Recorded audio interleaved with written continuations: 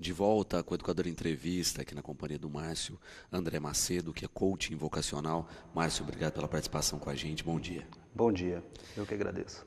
Márcio, vamos do básico, né? O que faz e o que é um coaching vocacional? Tá. Ó, Luciano, o coaching, ele tem assim como definição de praxe, levar o indivíduo de um lugar, de um ponto, a um estado desejado.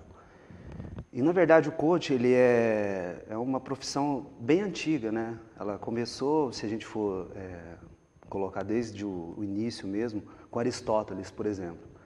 Ele já fazia um trabalho de conduzir algumas mudanças com alguns grandes líderes da época. Mas, hoje em dia, no estado atual, o coaching, ele tem como principal missão clarear as dúvidas que o indivíduo tem acerca das decisões que ele tem que tomar para o futuro. Então, dentro do coaching vocacional, a grande meta é responder para o indivíduo qual seria a melhor escolha de curso para ele, em termos de faculdade. Porque hoje a gente vive num mundo que ele é muito exterior, né? Então, o indivíduo ele é chamado a ver o que está acontecendo fora a todo momento, desde a hora que ele vai dormir até a hora que ele acorda. Principalmente com as redes sociais e uma série de outros canais de comunicação. Então, o indivíduo ele acaba se afastando muito da essência dele. Então, o coach vocacional tem como meta trazer o indivíduo, né, para a essência dele, para ele se autoconhecer e, a partir daí, ele fazer a escolha correta. Porque a escolha correta nada mais é do que traduzir o dom que ele já tem na escolha do curso de faculdade. Então, o coach vocacional, ele tem uma semelhança muito grande com a antiga orientação vocacional, né? Que já é um trabalho também que é feito por vários profissionais. Agora, o coach vocacional, ele tem um diferencial. Primeiro, pelo tempo de resultado, a gente tem uma média de 4 a 6 sessões de coach para dar esse norte para o indivíduo. E a gente pensa também que, além desse diferencial, o coach ele vem validar todo o investimento que foi feito em termos de educação e estudo. Porque o indivíduo ele passa grande parte do tempo na sala de aula e no momento em que ele vai escolher realmente como ele vai ser um profissional, que profissão que ele vai escolher, ele acaba tendo que fazer essa escolha sozinho e é natural que ele sinta um pouco de confusão, tá? Porque toda a trajetória escolar dele, ele tem que entender de algumas disciplinas, tem que atingir um nível mínimo das disciplinas, e quase que em nenhum momento é falado sobre as escolhas que ele vai ter que fazer depois que ele terminar todo esse estudo até o terceiro colegial. Perfeito. E de fato a gente vê isso, né? A gente está num país em que quando o sujeito ingressa no ensino superior, é um dos países que tem mais evasão no primeiro ano, exatamente por não se adaptar ao curso, ver que aquela profissão não é de fato o que o indivíduo quer seguir. Exatamente, é bem por aí mesmo. Eu tive contato com a universidade, eu dei aula de 2001 até 2013. E nesse período, em cursos de graduação, de pós-graduação, em cursos mais curtos, a gente percebe assim, primeiro, já existe um dado de cada 10 indivíduos, 3 apenas conseguem fazer uma escolha assertiva. Essa escolha assertiva que tem a ver com o perfil do indivíduo. Os outros 7, eles escolhem de forma aleatória, com muito pouco tempo. Às vezes a escolha é feita por exclusão, né? Ele vê alguns cursos e fala, eu não gosto de matemática, não vou fazer matemática, eu não gosto da área de informática, não vou fazer sistema de informação. Aí, de repente, ele cai lá na área de humanas e sociais, por exemplo. Aí ele escolhe um direito, escolhe um curso de administração, que é um curso mais aberto, assim, ele consegue abranger mais o leque de opções que o indivíduo vai ter depois.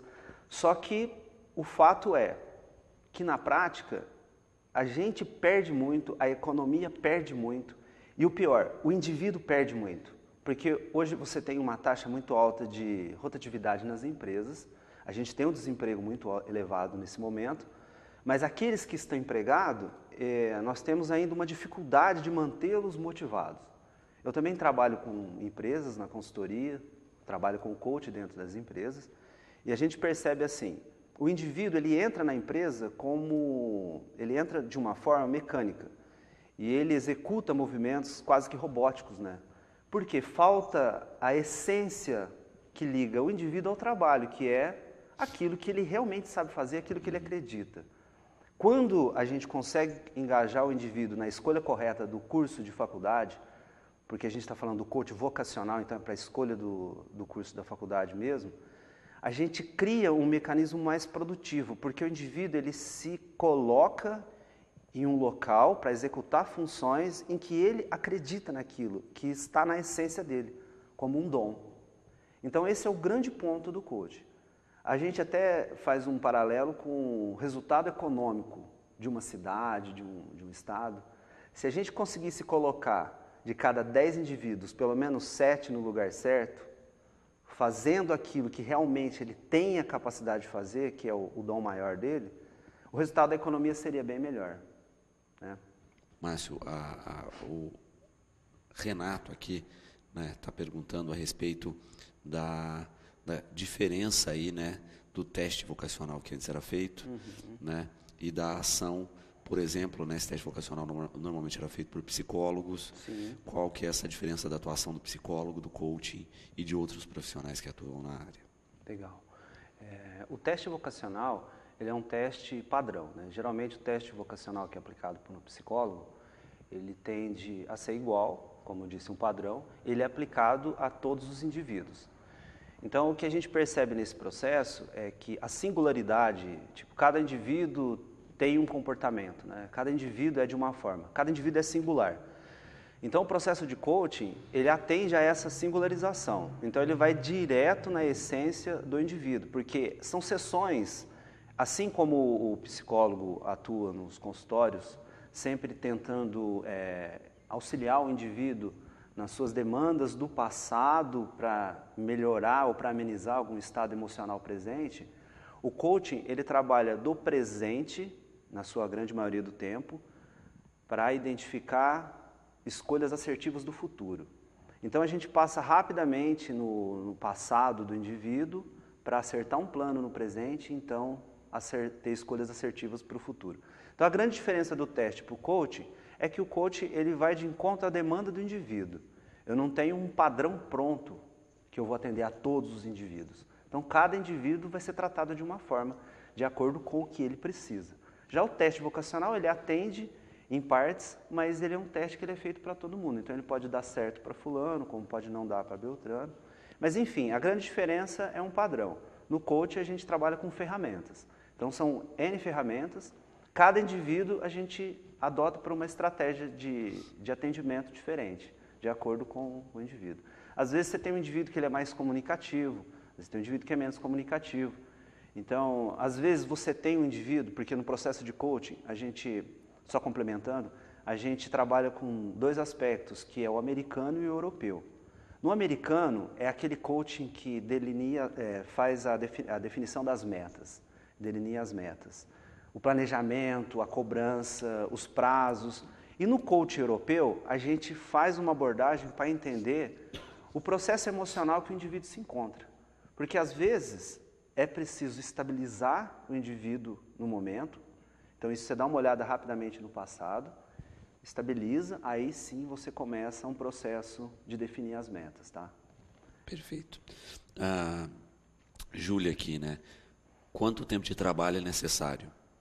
Ou cada pessoa tem uma variação aí nesse trajeto? É possível mensurar, dos clientes que nós temos atendido, nós temos um tempo de 4 sessões a 6 sessões no máximo, para dar essa resposta, para encontrar essa resposta junto com o coach, que é o cliente. Então seriam aí sessões de no máximo 60 minutos, tá? A gente coloca 50 minutos, mas acaba estendendo um pouco. Então são sessões de 50 minutos, com um prazo máximo aí de 4 a 6 sessões. Perfeito. Ainda nessa linha aí, né, quando se pensa em áreas, né, o trabalho é feito em áreas, vamos pensar assim, ó, o indivíduo tem mais tendência à engenharia ou à comunicação, sim, ou vai especificamente num curso? Exatamente, excelente pergunta.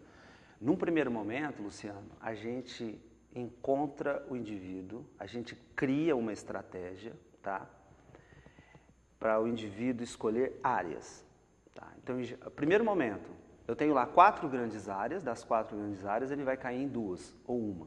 E a partir daí, o objetivo é ele chegar no curso. Perfeito. O objetivo é ele chegar no curso mesmo. Então ele vai chegar, por exemplo, a galera do vestibular, geralmente, eu tive um cliente em Franca que ele ficou entre 3 cursos. Então ele colocou os 3 cursos nas opções. Então ele entendeu que os 3 cursos atenderiam a demanda dele. E nós, enquanto olhar de coach, foi entendido que os 3 cursos estão dentro das capacidades e habilidades que ele tem, né, de acordo com o dom dele mesmo. Porque esse dom, só para complementar ainda, o dom ele é muito complexo. Quando a gente fala dom, é uma palavra assim, o dom o que é? É o que a pessoa tem a maior facilidade de fazer. Só que o dom ele é formado por uma carga genética e tem outros fatores que interferem nisso e que cada indivíduo tem um, isso é fato. Todo mundo é bom em alguma coisa. Então o processo do coaching é, respondendo a pergunta, chegar o mais próximo do que o dom que a pessoa tem refletido no curso, que é a escolha dele. Bianca colocando aqui, né? A gente já falou no primeiro bloco essa questão da evasão, sim, em função da não afinidade com os cursos. E ela pergunta, né? Às vezes a afinidade não é nem com o curso somente, mas com a própria estrutura da universidade. Também se discute essa questão? Quando a gente fala de estrutura da faculdade, aí a gente já entrou num processo em que o indivíduo escolheu o curso, ele já está cursando, né? Agora, o fato é o seguinte, que independente da estrutura da universidade, se o indivíduo estiver engajado no projeto de vida dele, que está de acordo com o dom dele, muitas coisas que pareciam ser grandes problemas, elas se reduzem. Porque o indivíduo ele cria uma energia naquilo que ele está fazendo, porque a escolha do curso do dom é muito você colocar sua energia naquilo que você está fazendo. Então, esse excesso de energia positiva, que é aquela pegada com o que você está fazendo, ele acaba resolvendo muitos problemas que aparentemente são grandes, mas eles ficam pequenos, por conta da pegada do indivíduo. Ele está onde que ele tem que estar, então isso conta muito. Porque hoje é difícil discutir estrutura de universidades, né? As universidades do governo, que antes eram as melhores, hoje já não são mais. Então tem as particulares, algumas boas, outras medianas, mas independente da estrutura de faculdade. Eu tive contato com a universidade há muitos anos e a gente tem observado o seguinte, o indivíduo ele se sobressai quando ele está no curso que tem a ver com ele. A Amélia coloca uma questão interessante, né? Pouco se fala hoje a respeito exatamente de vocação. Uhum. As pessoas pensam muito em profissão e acabam entrando em trabalhos ou em ações que as deixam extremamente infelizes, pois desenvolvem trabalhos que não gostam. Perfeito. Essa foi cirúrgica, porque primeiro eu identifico a vocação. E após identificar qual é a minha vocação, aí eu vou escolher a profissão. Então, hoje a gente tem uma demanda muito grande também na parte do coach de carreira, que é o indivíduo que ele chegou num período de saturação, justamente por colocar o que a participante, a Amélia? Isso. Que a Amélia colocou, exatamente o que a Amélia colocou, por passar por um processo de desgaste muito grande, de estar trabalhando única e exclusivamente pela parte financeira. Só que a parte financeira ela acaba minando, né, a saúde da pessoa, o estado emocional da pessoa. Então isso é extremamente pertinente. Então o que a gente fala no coaching, primeiro a gente identifica qual é a vocação. E depois de identificar qual é a vocação, aí a gente parte para a escolha da profissão. Exatamente isso. Nessa questão, né, você estava falando de afunilar áreas para depois escolher cursos. Uhum. Existem pessoas que podem atuar em mais de uma área? Sim, sim. Existem casos em que a pessoa ela acaba ficando dividida entre 2 cursos em áreas diferentes, tá? Isso não é comum, mas acontece. Porque assim, a gente tem uma qualidade nos jovens que é uma coisa impressionante. Um potencial muito grande. E às vezes o potencial é tão grande que ele consegue atuar em áreas diferentes, pela inteligência dele. Isso é uma coisa extremamente interessante. E acontece, isso acontece. Perfeito. Então, também é uma questão muito pontual de escolha conjugada com vocação, né? Nessa questão mesmo, olha, eu tenho essas possibilidades de atuação. Chega um momento que eu tenho que bater o martelo em uma, e eu acho que essa conversa, que essa atuação do coaching ajuda a tranquilizar nisso. Sim, é exatamente isso, Luciano. A nossa missão enquanto profissional de coaching vocacional é justamente clarear para o indivíduo e ajudar com que ele faça a escolha certa. Então, quando ele chega num ponto em que ele tem dúvida, o processo de coaching ele vem para tirar essas dúvidas, para fazer com que ele faça uma escolha com mais confiança e com menos e reduzir ao máximo a margem de erro. Júlia, também com uma questão interessante. Hoje nós vemos muitos profissionais que, ao invés de escolher, por exemplo, fazer uma pós, escolhem fazer uma segunda graduação. Às vezes é um perfil que está dentro dessa linha que você disse, né? A pessoa tem mais de uma área de atuação e ela pode buscar as duas, ou em algum momento até conciliar essas áreas que aparentemente não são afins, mas que podem gerar para o indivíduo uma satisfação de atuar com todo o potencial aí que ele tem, uma predisposição. Perfeito. Isso geralmente ocorre por isso e por um outro motivo. Às vezes o indivíduo ele faz uma faculdade, ele faz uma escolha com uma idade, com pouca idade. Ele faz uma escolha com 16, 17 anos. Aí ele começa a faculdade, ele começa a ter um conhecimento mais profundo das outras profissões e ele acaba também escolhendo um curso com mais maturidade de uma forma mais assertiva. Mas isso é comum. E às vezes o indivíduo também pela necessidade de complementar uma formação.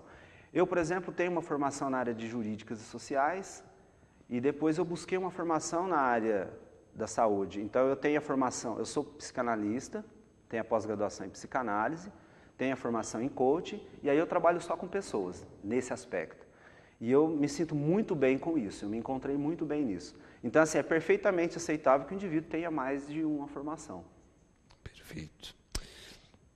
A Raquel Simprônio, que está acompanhando o programa aqui, está parabenizando você, Márcio, dizendo que você é um excelente profissional e que com certeza vai ajudar muitas pessoas com essa entrevista. Muito obrigado, Raquel. Muito obrigado. Pensando exatamente nisso, né? Hoje o país vive um paradoxo, em que nós temos um número gigantesco de desempregados e, ao mesmo tempo, vagas no mercado de trabalho. Sim. A gente não consegue fazer o cruzamento do profissional qualificado para a vaga. E quando a gente diz qualificação, não é simplesmente formação, né? Sim, é formação, perfil, sim, entender o que a empresa pede. Não é? Perfeitamente. Então, essa questão também foi bem colocada, porque eu tenho muitas vagas, eu tenho muita gente no mercado precisando trabalhar e tem muitas vagas. No contato que nós temos com as empresas, nós percebemos assim, quando abre-se um processo de seleção, às vezes você fica semanas, porque você tem profissionais com a formação de certificado de ensino superior, mas a pessoa se identificou muito pouco com o curso. Ela conseguiu absorver muito pouco do curso. E nas primeiras entrevistas a gente percebe que ela não consegue preencher o pré-requisito da vaga com a formação que ela tem. Por exemplo, uma pessoa formada em administração de empresas. Então, às vezes, o conteúdo que a pessoa conseguiu, o conhecimento que ela conseguiu formar foi muito abaixo da média. Então, de um lado a gente tem a estrutura educacional e do outro a gente tem uma série de decisões de escolha de curso equivocada. Então, imagina quando a gente olha esse paradoxo da quantidade de vagas e a quantidade de profissionais, de um outro lado a gente tem um paradoxo onde o nível de educação ele é cada vez mais baixo e o nível de escolha do curso errado é cada vez mais alto. Então, imagina o desequilíbrio que eu acabo gerando nesse processo. Márcio, existe uma outra questão aqui do Cláudio, né, colocando o seguinte, hoje nós vivemos num mercado em que cada vez mais surgem novas profissões. Né? Então a gente está tendo cada vez mais uma segmentação de mercado de novas profissões. Como, né, dar conta disso, já que muitas vezes o indivíduo nem sabe que existem essas novas profissões? Perfeito. Aí a gente entra, tem a parte que é a função do coach, e tem a parte que é a função do coach, que é o cliente. Então, no processo de coach, a gente acaba passando algumas tarefas, né, para o coach. Não vamos assustar não deixe de procurar o coach vocacional pelas tarefas, tá? Não é tarefa para avaliar a nota, mas é uma tarefa do tipo, chegamos na segunda sessão, por exemplo, a gente vai levantar quais os cursos disponíveis no momento. Como o espectador bem disse, isso é dinâmico. A cada dia surge uma profissão nova, enfim, tem várias profissões que a gente nem conhece. Então, mas para não perder tempo, porque o objetivo é não perder tempo, porque o tempo para a gente ele custa dinheiro. Todo o tempo que você investiu estudando, ele teve um custo.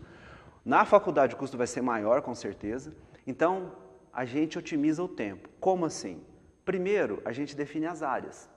Dentro das áreas, o coach vai pesquisar quais os cursos que tem dentro das áreas. E a partir dali a gente começa um trabalho de conhecer a fundo o que cada curso proporciona para o indivíduo após formado. E a gente entra num debate orientado pelas ferramentas do coach, junto com o cliente, para então fazer a escolha. Então, esse processo é uma pesquisa que é feita junto com o coach. A gente acaba fazendo isso junto mesmo. Perfeito. Também nessa linha, né, das novas profissões, o Vitor colocando, né, existem profissões hoje que estão deixando de existir, na linha contrária, né, e muitos profissionais desesperados porque não conseguem se encontrar novamente no mercado de trabalho. Então, como fazer essa transição, né, de profissões que estão se extinguindo para novas estruturas? Perfeito. Esse processo, a gente atende ele no coach de carreira, que é quando o indivíduo tem a necessidade, ou por vontade própria, ou por uma imposição do mercado, de mudar de área de atuação. Então, o indivíduo, geralmente, se ele é um excelente profissional, se ele está bem engajado no que ele está fazendo, as mudanças vão acontecendo, mas ele vai se encaixando ali de alguma forma. Mas, às vezes, ocorre essa necessidade mesmo, por uma imposição do mercado, de ter que mudar. Isso a gente faz também, da mesma forma como no coach vocacional, a gente faz no coach de carreira, que é para auxiliar o indivíduo numa escolha assertiva. Que é, como eu disse, trabalhando essa demanda do presente. O meu curso, a minha profissão, ela está passando por um processo de extinção. Como que eu vou fazer? Então, eu preciso tomar uma decisão para o futuro. Então, o coach ele trabalha aqui, do presente para o futuro. É isso mesmo. Perfeito. Qual o pensamento hoje, né, quando se trata de formação profissional, dos cursos complementares? É o que o Gilmar coloca, né, como cursos de línguas, oficinas, palestras, essas outras estruturas. Tá. A visão que a gente tem, assim como nos cursos à distância, que existem opiniões diferentes, cursos complementares, eles são bem-vindos quando o indivíduo já está atuando na área, tá? E ele realmente necessita de uma complementação para melhorar, às vezes, até a remuneração dele e ter uma reciclagem de conhecimento. Nesse ponto, a gente vê o curso complementar como um curso que lhe dá um resultado legal. E também tem assim, por exemplo, uma pessoa que acabou de formar, ela está entrando no mercado de trabalho. Às vezes ela não vai ter muito resultado com um curso desse. Então, o que a gente entende é que o profissional que já está no mercado, que tem um período de maturação no mercado, ele consegue um aproveitamento melhor desses cursos complementares. Sem dúvida. E de fato é uma necessidade hoje, né? A gente estava falando dessa questão das profissões que estão em baixa, etc.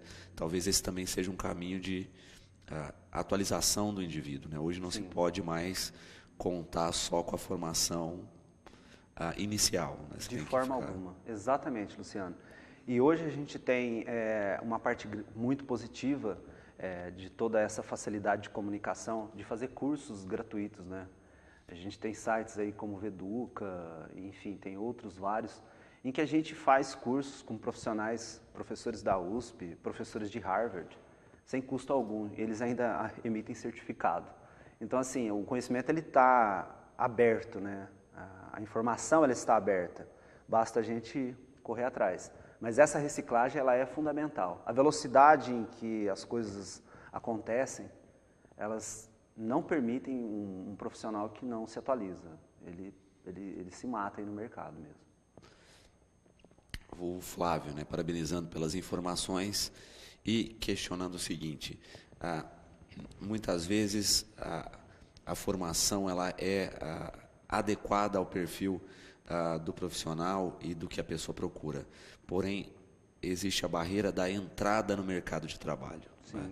Hoje em dia a gente tem também esse fator, né, a galgar aí o primeiro emprego, né? Isso tem sido um grande desafio para os jovens. Sim. Então, veja bem, para esse jovem que fez a escolha certa, igual o espectador bem disse, ele ainda tem que lidar com a dificuldade da entrada no mercado. Isso é fato. Agora, imagina para aquele que fez uma escolha errada, tá? Isso é muito mais difícil ainda. Agora, não tem outro caminho. Hoje em dia, a gente tem um aumento muito grande do trabalho informal, que é o indivíduo que ele é um bom profissional, mas encontrou todas as portas do mercado fechadas por essa escassez de emprego. E o cara, com certeza, ele vai criar uma alternativa. Aquele, eu volto a dizer, é uma pegada muito focada num triângulo, tá? Fisicamente, mentalmente, espiritualmente, se o cara engajar esses três aspectos com a habilidade que ele tem, a competência que ele tem, por mais que o mercado feche as portas, ele vai criar dele e ele vai fazer alguma coisa e vai dar certo. Essa é a visão que a gente tem com relação à falta de oportunidade. O cara escolheu certo, ele está alinhado, aí a gente está falando de alta performance. Ele vai conseguir desenvolver um trabalho. Esse é fato.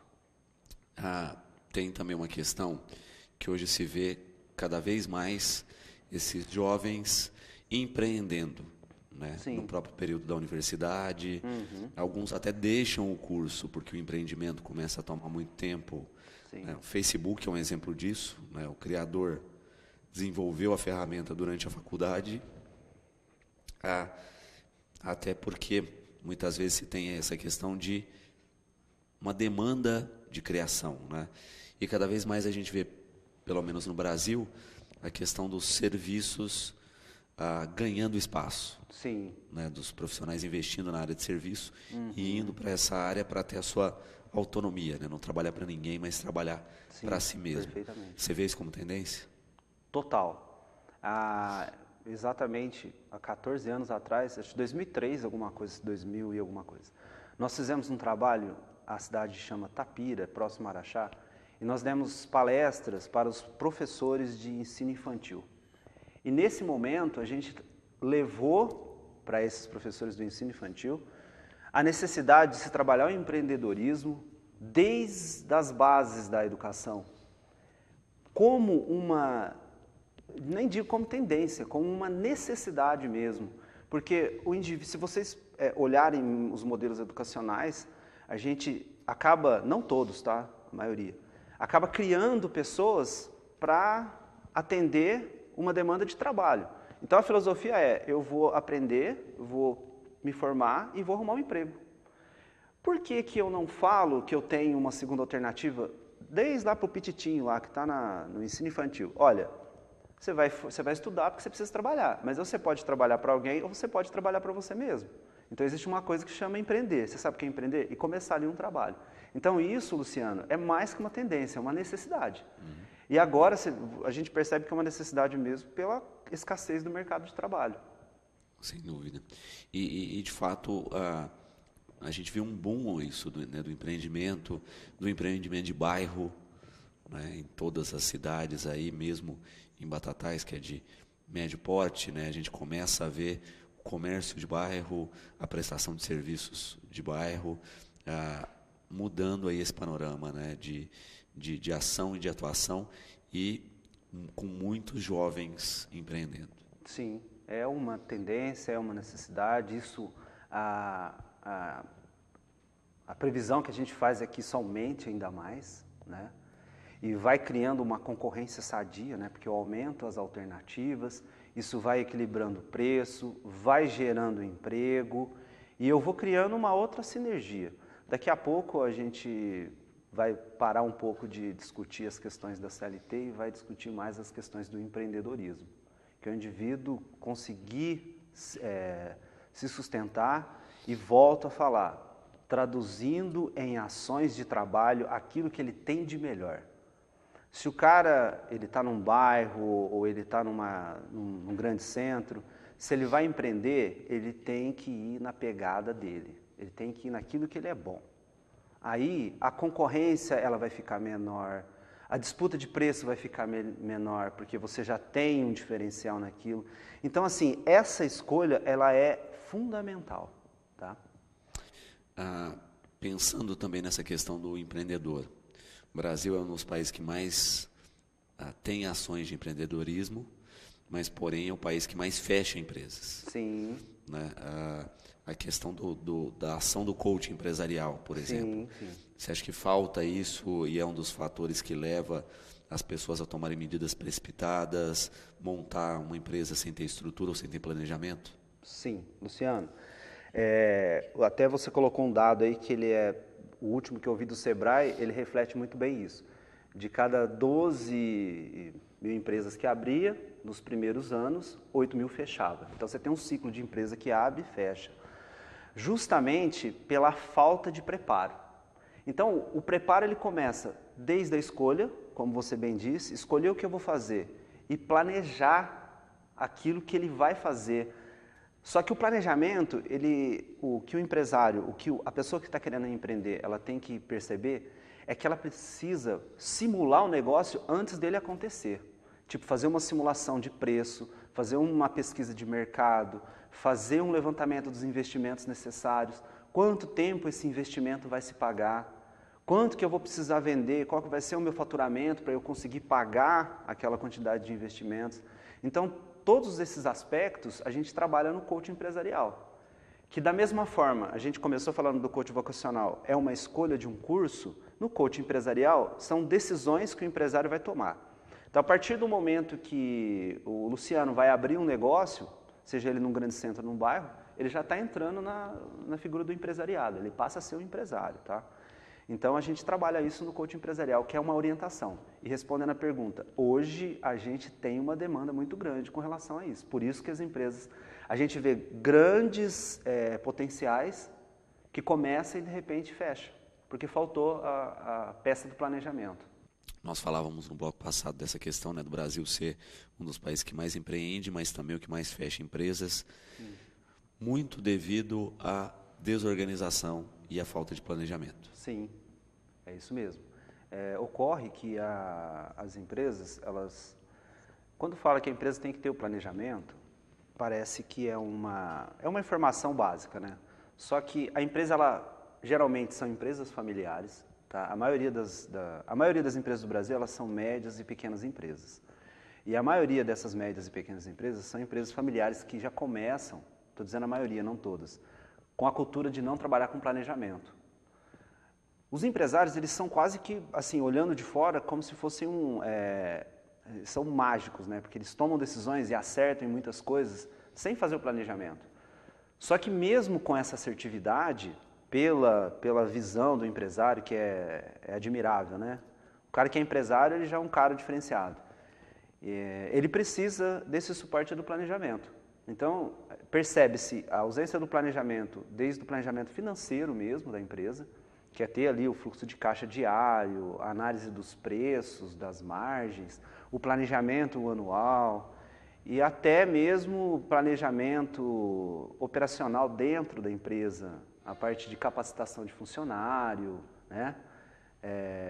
Colocar as pessoas certas no lugar certo. Tem o índice de rotatividade é muito alto justamente por isso. Enfim, o conjunto do planejamento, até formar o planejamento estratégico, é uma necessidade que a gente vê que as empresas hoje, aquelas que não estão trabalhando com essas ferramentas, elas estão tendo muitas dificuldades, que foi agravado em razão do cenário que a gente vive. Dentro do processo do coaching empresarial, a gente contribui no sentido de mudar essa cultura, porque a consultoria em si, ela sugere algumas mudanças. O processo de coaching, quando a gente fala do coaching empresarial, é conduzir essa mudança, fazendo a mudança da cultura das pessoas. Esse é o grande desafio do coaching empresarial. E de fato se vê isso, né? Muitas empresas novas em que o sujeito quer resultados imediatos, Sim. em que ele mistura o caixa da empresa com o caixa pessoal dele, né? O que entra já vai para a carteira, já começa a gerir as despesas domésticas. Exatamente. E vira um imbróglio aí. Esse imbróglio é um dos desafios, né? Separar a pessoa física da pessoa jurídica. A pessoa jurídica, a empresa constituída pessoa jurídica, ela tem as necessidades dela, assim como nós, seres humanos, pessoas físicas, também temos. Então, a pessoa jurídica, ela precisa do dinheiro dela. Então, o dinheiro dela é para gerir os negócios dela, para comprar a matéria-prima, para comprar os produtos, para vender. E aquele lucro que sobra, ele tem que ficar ali na empresa, justamente para condicionar a empresa a um modelo sustentável. Se eu tiver uma crise, a empresa ela tem a estrutura dela, né? Ela consegue sobressair. E assim, às vezes a gente até irrita o empresário quando a gente fala que tem que separar a pessoa física da pessoa jurídica. Só que o problema é que já é difícil a gente, pessoa física, é difícil controlar as finanças. Sem dúvida. Agora imagina quando você mistura uma empresa no meio, que tem outras pessoas ali. Então, quando a gente faz esse trabalho junto com o empresário, a gente tem esse desafio de mostrar que vai facilitar a vida da empresa, né? E é um fator de sobrevivência, separar a pessoa física da jurídica. Perfeito.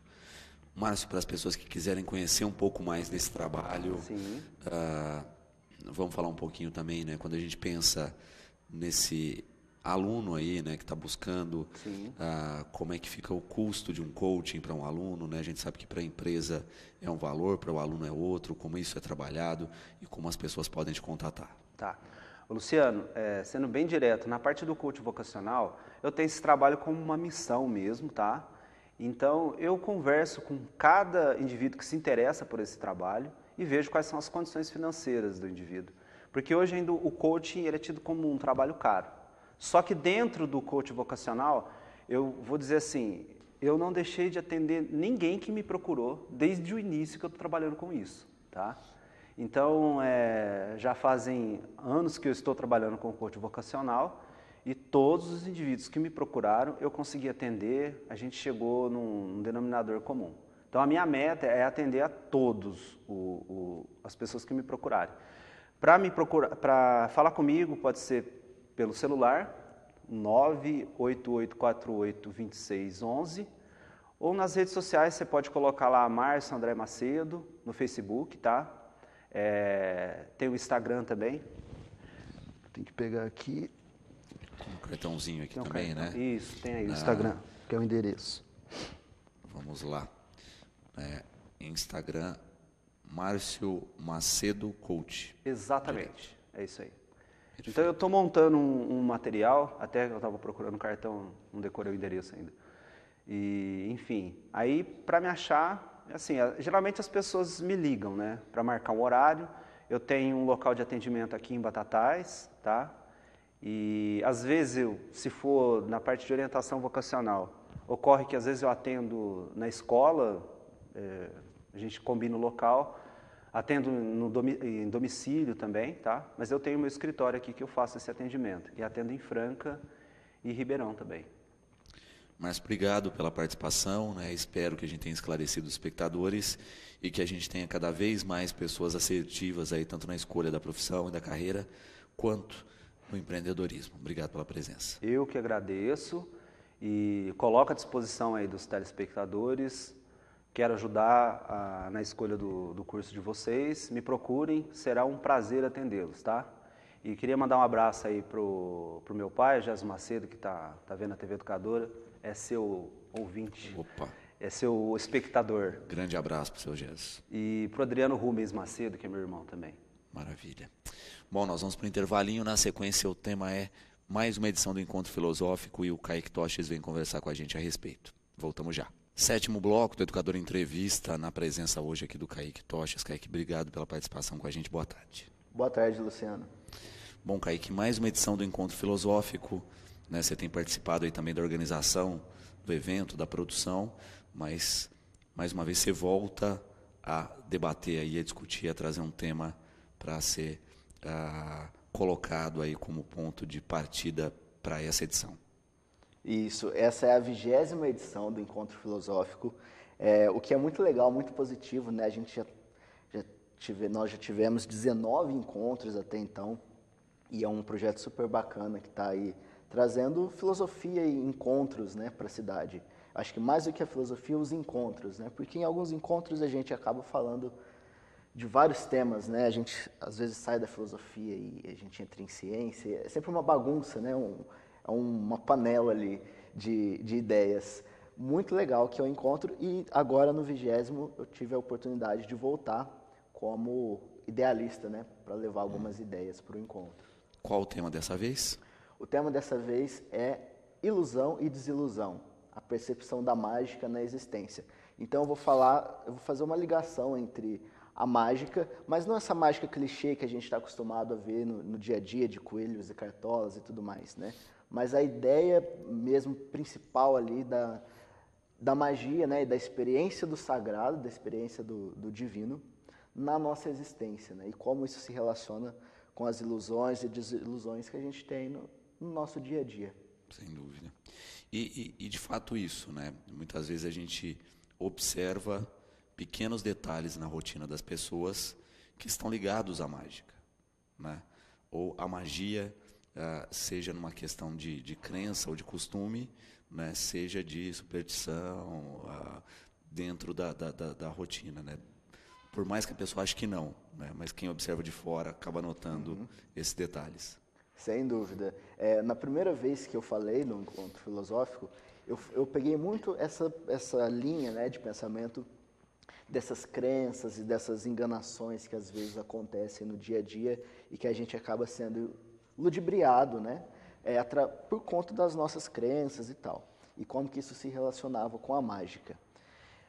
Já nesse encontro é mais uma perspectiva mesmo existencial, né, da importância do mágico, do pensamento mágico, né, o que cabe ao ser humano e o que é transcendência na nossa existência e como isso afeta a gente. Perfeito. Além do debate, como sempre, tem uma série de outras ações em paralelo acontecendo, né? Queria que você falasse um pouquinho dessas ações. Exposição fotográfica. Isso, a gente tem a exposição fotográfica da Natália Vieira, que vai fazer um trabalho muito legal porque ela vai expor os trabalhos que ela fez fotografando artistas de Batatais. Então, são fotos artísticas que ela fez de artistas batataenses e estarão expostas lá. Isso vai ser muito legal, a exposição da Natália. A gente tem também um show musical com o Lelo, que é um violonista de Batatais maravilhoso, que vai fazer algumas obras do Villa-Lobos, Chico Buarque e alguns arranjos, né, do próprio Lelo. Inclusive ele vai ser o próximo idealista, o idealista do 21º Encontro Filosófico. Então já é uma oportunidade de conhecer um pouco do trabalho dele antes de participar do 21º Encontro. E a gente tem também, pela primeira vez, uma apresentação, né, uma performance teatral do Douglas Risse, que vai fazer uma performance lá pra gente e vai ser algo assim mais estruturado. A gente sempre teve performances, mas muito espontâneas, né? E essa já é uma mais estruturada, que inclusive saiu no cartaz e tal, que vai ser muito legal também. E além disso, claro, tudo que nasce, né? Tudo que aparece no encontro. Então nós temos fotografia, temos performance, temos música e ilusão. Desilusão. Desilusão. Perfeito. E é bacana sempre como se constrói esse conjunto da obra aí, né, dos encontros, né, no sentido de parece que uma coisa acaba lidando, mesmo com as distâncias, ativando o debate, né? Sempre tem esse fator interessante aí de acabar havendo uma costura, mesmo quando a gente acha que não há. Exatamente, isso é o mais legal do encontro, né? Porque realmente, magicamente, acontecem encontros, né? Todos os encontros, eles começam como encontros, né, de datas, de disponibilidades, de pessoas querendo falar, de pessoas querendo apresentar. E dentro do encontro, que já é um grande encontro, né, esses encontros de ideias, né, e de como que as coisas se costuram, e a música se costura com a performance, que se costura com a fala, que se costura principalmente com as pessoas que participam e interagem. Sempre é bom destacar também, né, que existe a possibilidade aí do pedido de 1 quilo de alimento não perecível para os participantes. Isso. É pedido, não é obrigatório, mas é aconselhável levar, né? Esses alimentos serão doados depois para instituições de caridade batataenses. Pensando nessa temática e na discussão, Kaique, o Júlio perguntando, né? A gente tem a questão do ilusionismo, né? E a gente percebe que nós vivemos em uma sociedade extremamente ilusória, ainda mais na era da informática, do computador, etc., em que as pessoas vendem uma imagem, né? Desde o perfil fake até o próprio perfil mesmo, que você tem o filtro na foto, a descrição que você pode colocar o que você quiser, né? A gente está partindo, e é o que ele coloca, para uma vida ficcional. É Júlio, né? Júlio. Júlio, estou super feliz com a sua participação aqui e você tocou num ponto importantíssimo que eu vou tratar, inclusive, no sábado, né? Que é essa questão de ilusão e desilusão, né? Geralmente a gente aprendeu, né? A gente aprendeu a entender a mágica como ilusionismo, né? Inclusive, ilusionismo é usado como sinônimo de mágica. Mas na minha visão, na forma como eu enxergo a mágica e a forma como eu faço mágica, a mágica, na verdade, é uma desilusão, porque ela vem para mostrar para a gente o tanto que nós somos iludidos e como que a gente vive essas várias ilusões no dia a dia, né? E para mim o papel do mágico é justamente mostrar que existem essas ilusões e a partir delas criar uma desilusão. Assim como no mito da caverna do Platão, né? As pessoas vivem iludidas e aí uma delas descobre que, na verdade, tudo aquilo que eles achavam que era real, na verdade, era uma ilusão. Então, ela é desiludida. Isso é bom. A gente acostumou, né, a relacionar a palavra desilusão com uma coisa negativa. Mas, às vezes, e muitas vezes, a desilusão ela é positiva. E nos dias de hoje a gente vive muita ilusão, né? A ilusão principalmente aí desses perfis virtuais, né? Da nossa imagem. A imagem ela é uma ilusão, né? Sempre foi. As pessoas através da imagem transmitem o que elas são. Isso pode ser positivo, mas pode ser negativo também. E agora com essa força que a internet tem, né?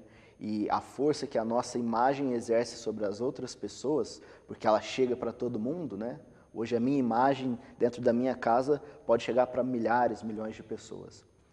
Então a gente manipula ela, né? A gente manipula a nossa imagem e o nosso contexto para criar ilusão para as outras pessoas, né? E às vezes a gente acaba caindo na vivência dessa ilusão e se esquece de quem realmente a gente é, né? E, de certa maneira, a gente percebe isso, né? As pessoas embarcam na ilusão, né? Muitas pessoas não são iludidas por alguém, mas elas se auto-iludem. Sim, isso é algo que acontece muito, né? É porque são tantas pressões, né, da sociedade, tantas coisas que a gente tem que ser, que a gente tem que, às vezes, não ser, mas parecer que a gente é.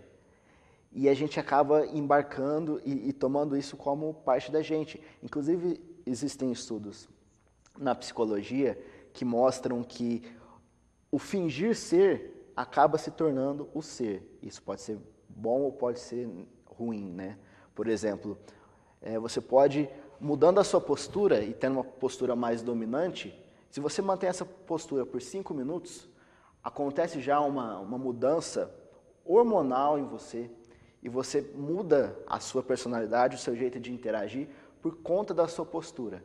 Então, primeiro você finge uma postura mais dominante e depois você vira uma pessoa mais dominante, pelo menos instantaneamente. Isso pode ser bom, isso pode ser ruim, porque às vezes a gente embarca na criação da ilusão de quem nós somos, numa imagem, numa ideia que não é muito legal, não é muito verdadeira, né? Não é muito autêntica.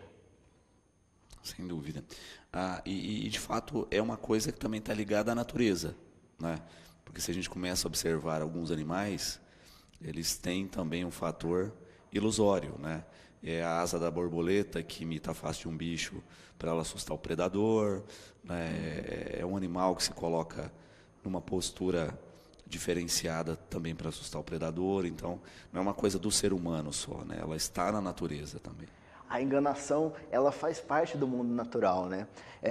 A cobra que, quando ameaçada, vira de barriga para cima e finge que está morta, né? E se enrola. A raposa está vindo e ela vai comer os ovos da mãe passarinho. E a mãe passarinho vê e ela voa para frente dos ovos, finge que tem uma asa quebrada e a raposa pensa, nossa, um lanche mais fácil. E corre atrás da mãe passarinho e a mãe passarinho sai voando, enganou a raposa e os filhos são salvos, né? E é muito interessante como isso faz parte da nossa natureza. É algo do ser humano e do animal, né? Um camaleão é o ser mais ilusório da natureza, né? Exatamente. Às vezes ele está no lugar e ao mesmo tempo não está, né? Por conta da ilusão.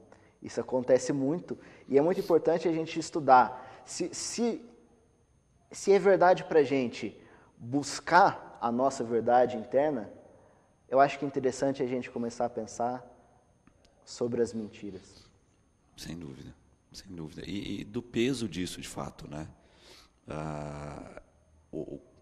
Não é só a mentira, mas qual o interesse da mentira? Exatamente. Qual a finalidade da mentira? Exatamente, porque a finalidade da mentira é múltipla, né? Você pode ter, por exemplo, um mágico, pelo menos um mágico, como se diria, de boa fé, né? Exato. Ele mente, as pessoas sabem que ele está mentindo, mas ele mente para atingir algo, né? Eu uso uma frase para falar sobre o meu trabalho, que é o seguinte: eu conto pequenas mentiras para falar sobre grandes verdades, né? Eu uso pequenas mentiras do mundo da mágica para falar sobre temas maiores, temas da existência. Então, esse é um propósito interessante para a mentira. Agora, existem os propósitos não interessantes, né? Os propósitos de má fé da mentira, que né, a má fé no existencialismo está muito relacionada à autenticidade. Né? Sem dúvida, que nós temos visto muito na Lava Jato aí, né, toneladas exatamente. Nesse sentido. Mas a base da literatura é a mentira, né? Se a gente for pensar, né, não são biografias, não são histórias originais, né? É ficção. Né? Exatamente. E o quanto a nossa cultura bebe da ficção e bebe da mentira. Porque a ficção, a mentira nasce, né, da vontade de transcender. Né? A gente está jogado na existência, simplesmente jogados na nossa condição de humanos. Só que a gente tem esse desejo por transcender essa nossa condição. E se a gente não consegue transcender essa nossa condição, a gente apela para a ilusão, para a mentira, né? Para a ficção. Então, eu nunca poderei viver com dinossauros, mas eu posso assistir ao Jurassic Park e ver pessoas vivendo com dinossauros, né? Então, o Steven Spielberg é um dos maiores mágicos da atualidade, porque ele cria essa ficção. Sem dúvida, sem dúvida. Falando um pouco do Kaique, o mágico, né? É a pergunta do Carlos aqui, né? Terá alguma performance mágica durante a apresentação? Certamente, Carlos. Não dá para falar de mágica, principalmente eu não consigo viver mais sem mágica. Então, sempre tem mágica nos lugares que eu percorro. Então, certamente terá a minha fala e terá a minha mágica ilustrando a minha fala, tá? Então, não será apenas um show, uma performance, mas alguns números de mágica durante a minha fala que ilustram o que eu vou estar falando. Da última vez eu perdi algumas entranhas, mas estou com medo da apresentação dessa vez. Eu vou me manter um pouco mais distante, porque as coisas ainda estão estranhas depois daquele dia. Aquele dia foi uma apresentação para o escuro e essa é uma apresentação para a luz. Então, vamos ver. Também falando a respeito do encontro, né, e é bom destacar isso, o encontro foi contemplado com o PROAC ICMS e vocês estão captando agora recursos, é isso? Isso é muito importante ser falado. O projeto, o Encontro Filosófico de Batatais, foi contemplado com o PROAC, né? Então agora a gente está no processo de arrecadação, né? De levantamento dessas empresas que podem doar uma parte do seu ICMS para o encontro, que é um encontro que já está na sua 20ª edição, juntando pessoas, juntando ideias, várias áreas, ciência, filosofia, arte. E é muito bonito, é um projeto muito legal, muito bacana e vale a pena, né? Agora, esse momento, né, de captação da verba, né, é muito importante. Então, as empresas que estiverem interessadas podem fazer já. Doação não é a palavra correta. Na verdade, né? é uma transferência de uma né? parte do ICMS. Ao invés do dinheiro ir para o imposto, vai para o evento, isso é abatido, né, do próprio imposto. Aí a empresa acaba vendo a aplicação do imposto diretamente no município. Né? Às vezes a gente não sabe aonde esse dinheiro vai, a gente não consegue, né, observar, né, o tanto que a gente paga de impostos e que se dilui aí, né, nas lava-jatos da vida. Aqui a gente está vendo aquela fatia do imposto aplicada num evento aqui dentro da cidade. Exatamente, que é um evento que está acontecendo e é isso, né? Eu acho que a grande questão da nossa atualidade é você dar esse suporte para as comunidades, para a comunidade local, né? Para o que acontece na sua comunidade. Então, se você tem que fazer, se você precisa, né, entregar esse ICMS, e ele vai para algum lugar, que venha para a nossa cidade, que venha para um projeto super bacana, né? E o projeto já está no site, né, na plataforma da Fazenda. E as pessoas acham o nome lá do projeto, Encontro Filosófico de Batatais, e podem fazer já a transferência de uma parte do ICMS diretamente pelo site da Fazenda. Faz a destinação do recurso diretamente pelo site. Exatamente. Voltando aqui à questão do encontro filosófico dessa semana, o Henrique, parabenizando pela temática e pelo conjunto da obra, diz que participou apenas de um encontro, que foi o último, mas que não perde mais, que gostou muito da dinâmica. Henrique, esse tipo de feedback é muito importante para a gente, porque é através dele que a gente vai mudando, né? O encontro é muito dinâmico. Então, cada vez ele é um pouco diferente e é muito legal você falar que gostou do último encontro, que foi o nosso recorde de público, né? A gente falou sobre feminismo, nós tivemos 2 mulheres lá representando um grupo de estudos sobre o feminismo que tem em Batatais. Foi o nosso recorde de público, foi um encontro super legal e a gente espera que continuemos, né, nessa dinâmica de recordes de público cada vez maiores.